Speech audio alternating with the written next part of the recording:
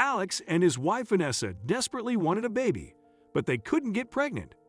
One day at work, Alex discovered an abandoned baby on the train tracks and decided to bring her home. But then the baby's mother showed up to their surprise. Alex met Vanessa when he was 29 years old, and she was 27 after a chance encounter at work. He had just finished his shift driving trains in New York and spotted her on the platform. She was busy reading a book and didn't notice when a thief approached her. Alex yelled, and Vanessa resisted when the criminal grabbed her purse, but he took a knife and stabbed her side. Alex wanted to run and catch him, but he stayed and covered Vanessa's wound instead. He also got on the ambulance with her. She was scared and alone. "If I don't make it, can you call my mother? Tell her all my banking information is saved on my computer. She can keep everything," Vanessa pleaded with Alex, who was still just a stranger to her. But Alex didn't let her continue. "You're going to recover from this. You are young and strong. You can do this," he said vehemently while holding her hand. Luckily, the doctors patched her up and said that she would have a full recovery. Alex visited Vanessa every day at the end of his shift after that, and they got to know each other. They started dating when she was discharged and married a year later, as their dreams aligned perfectly. They began trying for a baby because they wanted a big family. Unfortunately, Vanessa couldn't get pregnant. When they visited the OBGYN, the doctor revealed her past injury would make it almost impossible for her to have children and offered several other options, such as surrogacy or adoption, if they wanted to start a family. "Darling, I think we have to contemplate these options. There are different ways to have a family, and there's a kid out there without any parents waiting for us," Alex tried to persuade his wife days after their visit to the doctor. "I don't want to talk about that right now," she answered sullenly. She remained detached for several days, but Alex needed her to talk. "Honey, we should go to a therapist. You need some help to heal from this news, and it'll be great for us in the long run," he suggested. Vanessa agreed because she had not dealt with the trauma of the robbery and how it caused her infertility. It seemed to work.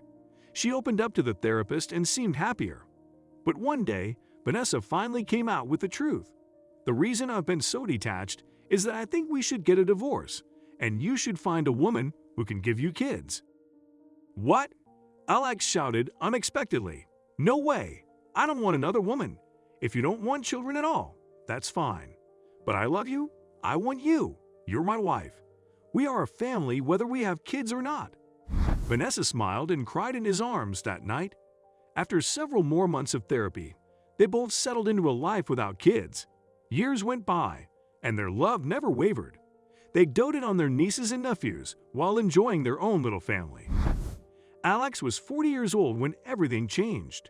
He was still a train driver and was reaching his last stop of the day when he spotted a baby on the tracks.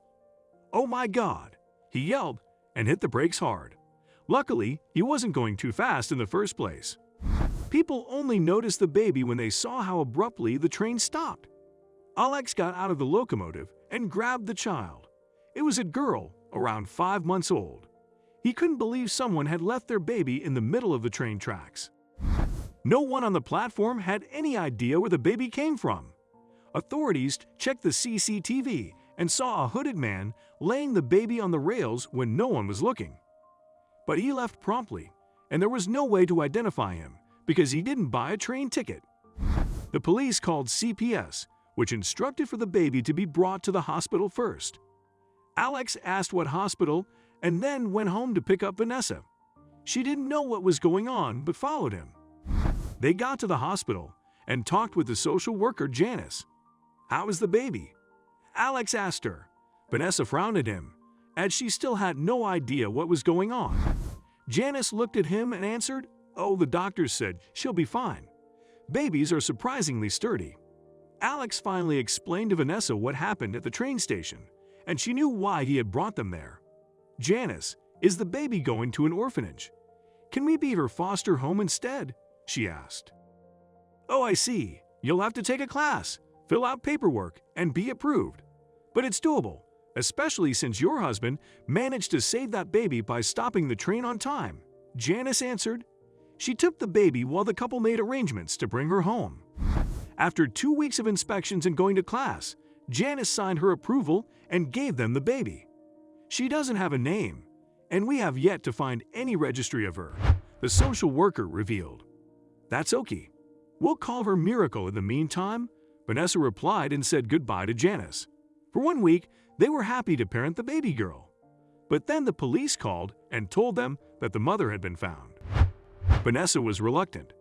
She left her baby with a man who left her on the train tracks to die, she pouted. Honey, we don't know what happened. What if that man stole her baby, and she has been desperately searching for her for weeks? Alex added reasonably. You're right, she agreed. They went to the station and met the baby's mother, Amira, who rushed to them in tears. Thank you. Thank you so much. My baby, you saved her. The woman cried. Vanessa handed Miracle over, and the woman sobbed even more while looking at the infant. Alex asked what happened, and Amira revealed that a man had stolen her baby. I was at the grocery store with my stroller, and I kneeled in the dairy section to grab milk. It was 2-second stops, I swear.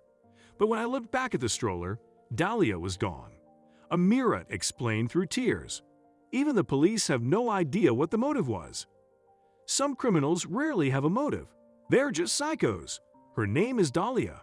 That's beautiful, Vanessa replied, both happy and sad that they were losing the child. Amira thanked them again for everything they did and left with her baby. Alex and Vanessa went home, still feeling bittersweet from that encounter. Alex was afraid Vanessa would go into depression again, but he was wrong. I have an idea. Let's adopt a child, Vanessa suggested to his surprise. You were right years ago. Dahlia was not meant for us, but a baby out there needs parents. Let's do it, she encouraged. Alex smiled at his wife and agreed wholeheartedly. A year later, Janice introduced them to a 2-month-old girl abandoned at a fire station. They named her Miracle.